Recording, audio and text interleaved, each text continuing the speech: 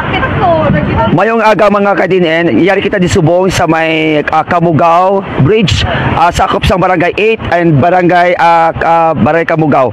Subong sang aga alas 5:46 gideklara sa DRMO nga officially nga nag-awas na ang Hilabangan Ilog Bridge. So kung tutulo ko nyo subong mga kadinen, ang kahapon sa hamon nga report sa alas 3 nga hapon, sa 5 pa lang ka hagdanan. So makita din subong mga kadinen ang aton nga tubig sa Hilabangan Ilog, tutulo ko nyo nag-awas na kag nakita nyo ang mga restaurant nga ara dara na kahapon wala pa na sa ng tubig dara nga